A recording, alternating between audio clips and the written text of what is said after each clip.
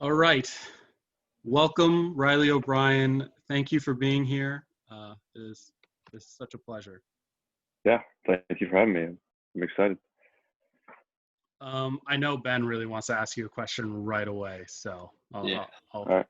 send it over So, to you. for those of you that don't know, I'm from Boise, Idaho, which is pretty close to Caldwell, Idaho, which is Yeah. a very interesting place. Talk a little bit about coming over or coming from NAIA baseball to the show and what it's like to play college baseball in Caldwell, Idaho. Um, it was yeah, it was an interesting road getting there. I went to JUCO first, and didn't have much success at all. I wasn't that good. I just was in my head. Um, just yeah, I didn't throw that many innings. Kids couldn't figure it out, and they were kind of my only offer out of my JUCO, and I went there, and things just clicked, and I liked it. It was there's not a whole lot to do there, but it was a cool. I liked all the people. The school was a good environment. The team was great. I loved the coaches, and yeah, it was just I ended up clicking and things worked out. But it's definitely a lot different in pro ball now. It's just there's just a whole lot more going on, a whole lot more people around you. Like when I was at College of Idaho, it's only like 3 or 4 coaches, and now it's everything you do. There's someone watching. But yeah, it was a great experience. I loved it there. Do you know Jake Eddy and Keaton Elledge? I do, yeah. Yeah, I do. Those are a we couple went of my to good high buddies. school. They're fun. Yeah, we went to Oh, high yeah. school with both of those guys. So, Oh, cool. Yeah. Yeah, those are two great guys. yeah. All right. Can you take us through draft day? Because you are R11 when it comes to players. You're the first player interview we've had. Oh yeah. It was so I had some interest at the end of the year, talked to some scouts and stuff, and then about a month before the draft I didn't hear anything from anyone.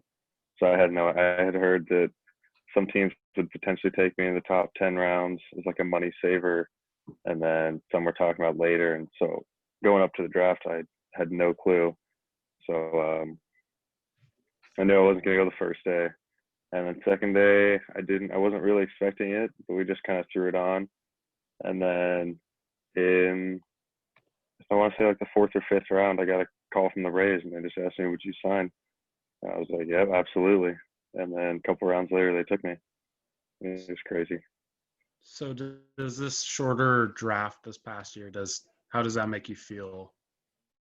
And I possibly think, shorter drafts moving. I mean, just playing with some guys that I know that have been taken, late in the draft and stuff, like there's a lot of talent out there.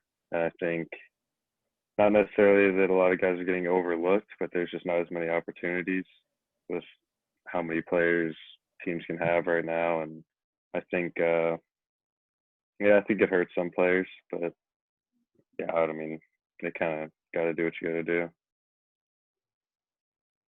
What was it What like? was it? What was it like being traded over from the Rays and coming into a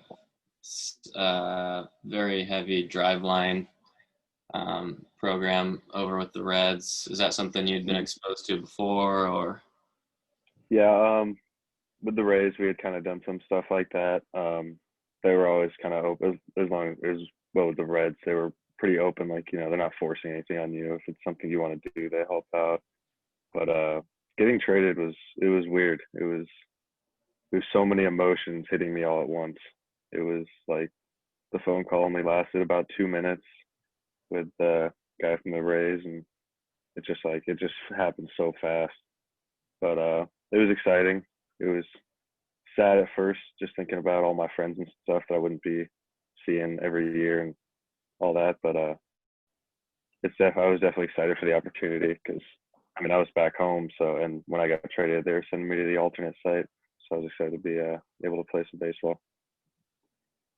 Yeah, I was gonna ask you, how is it gonna be affect you, having Driveline in Renton and having such a Driveline influence with the Cincinnati Reds? Yeah, talking with some of the coordinators and coaches and stuff, they said that, I'm open to go down to Driveline this off season. I can do some work there. They have, all the equipment that I could need. So I think that's definitely a resource I'm going to take advantage of this off season. Yeah. Talk about the oh my gosh, sorry. The Astros game is going crazy right now. But talk about the alternate site. What was that like? It was pretty relaxed. It was kind of,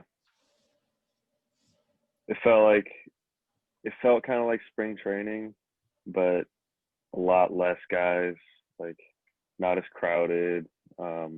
Kind of just more doing your own thing. Like, when you get your work done, you're done. You don't have to stick around and watch the game or whatever. And I thought it was a cool experience. It felt more like a big league environment.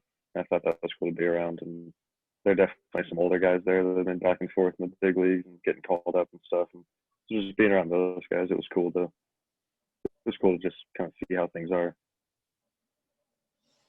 All right, give us your best minor league story.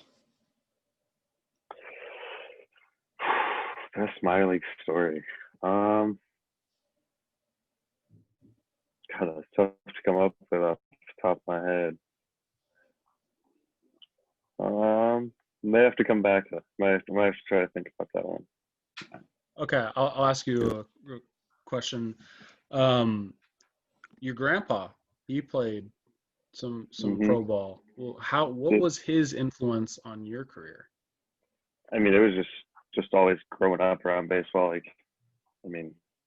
going over to his house, he's got everything, and he'll talk all day about baseball, and he's always watching baseball, and he knows the stuff, and he loves to talk about it. So I think it was just being around that just helped the love for the game, and just kind of seeing what kind of all the stuff that how different things are back then and now, and just hear all of his experiences. It's pretty cool. Oh, that's pretty awesome. Any stories coming to mind yet, or? Can't really think of any specifically crazy stories. Yeah, what is a minor league experience like? Because I don't think any of us are possibly going to get that opportunity. Yeah. So whoa, easy. It's you never know. It's a grind for sure. Don't get me wrong, it's amazing just to be a professional baseball player, but it's a lot of long road trips, a lot of late nights, but you make so many bonds with all the players, like 12 hours a day with these guys every single day for 6 months. Like, you make some good friends and experiences, and it's it's a grind. It's fun. A lot of long days for sure.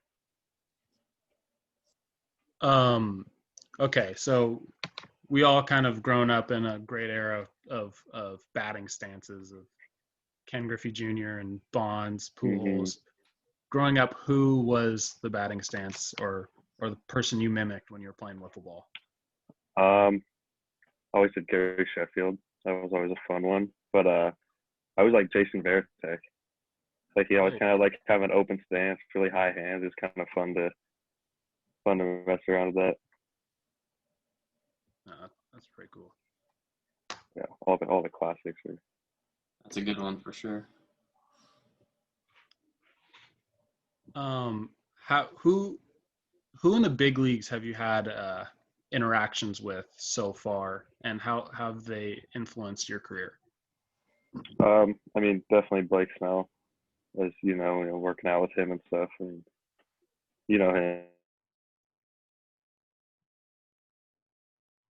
Talk baseball too often, but when you do, it's just kind of cool to just hear his perspective of it, how he views pitching and how he views hitters and stuff. And I think he's had a big impact. He's definitely a confident guy, and I think you have to have confidence, and that's something that I struggled with early, especially in college and stuff. And I think that I mean, the mental game is so huge that I think you can learn some stuff from him. Yeah, is it what's your biggest benefit of working out with guys like Ian and Blake in the off season? I mean, just like being able to talk about kind of different things. Like I can share my experiences and like my views of how I pitch and stuff, and I can get their experiences and like how they pitch, and it's just more information. And I think just being in that environment where it's a small group and it's just us and we're working out every day, it's easy to talk, and I just think it's a good environment to learn and just kind of talk and see what they think about baseball. Have you and Ian had the conversation about the prospect of being in the same division yet? A little bit, yeah. It's still in the future, but it's something that'd be pretty cool if we ended up facing each other. Yeah. What is that going to be like to get that phone call knowing that you're going up to make your debut, especially if you get to make your debut with guys like possibly Sonny Gray and Luis Castillo and Trevor Bauer? What's that going to be like to get that phone call? I mean, yeah, I've thought about it.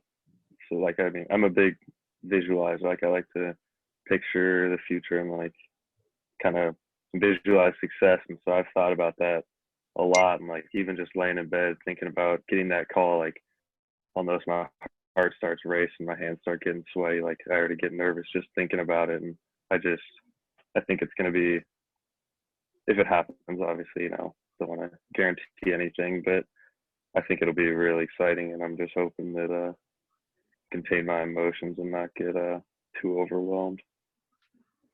Hoping that day comes. When you think about like your time in JUCO and NAIA, what really got you over the hurdle and really turned you into the player you are today? I would have to say leaving my exit meeting my sophomore year out of my JUCO, because I was decent in high school and I came into JUCO and they're expecting me to be in the starting rotation and pitch well and have an effect, and I really didn't do that. I ended up having to fight for innings, and so I was disappointed, obviously myself, but I was also disappointed that I let down the coaches, because I thought they were expecting much more out of me. And when I left my exit meeting, they were like surprisingly positive about my future and saying like, oh, don't give up, you still have potential and all that.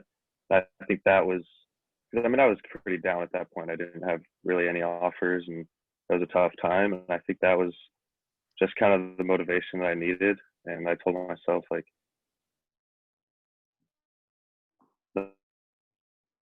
what happens in my next school, like I'm just gonna do my thing, do whatever I have to throw strikes and just let my body figure it out. And it ended up working. I would say that was definitely a big motivation. I was just hearing that from my JUCO coaches. All right. Well, I got one last question for you. All three of us played with your brother in college. Oh yeah. Who was the better hitter growing up, you or Brendan? He always had me at hitting. I was never that good of a hitter. I do remember kind of dominating him in the yard all the time. He would kind of get frustrated with that, but I think when it came to real baseball, I'll give him the hitting, but yeah. I think I had everything else. He was pretty impressive in pitcher's BP, so. Yeah. Oh yeah, he told me about that. Well, he also he never stops talking about his walk-off bomb he hit. Okay, that was that was one of the best moments in my college career, honestly. Yeah, that's probably the best moment of his career too. All right, well, Riley, you're our guy now. Yeah. We're gonna be posting about you and your career moving forward. We're gonna be hyping you up at every turn. So awesome. So yeah, I'll be we're looking excited forward to that. Yeah. Appreciate it. So thank you for coming on. Thanks for coming on. Yeah. Thank you so much. Thanks for having me. I appreciate it, guys.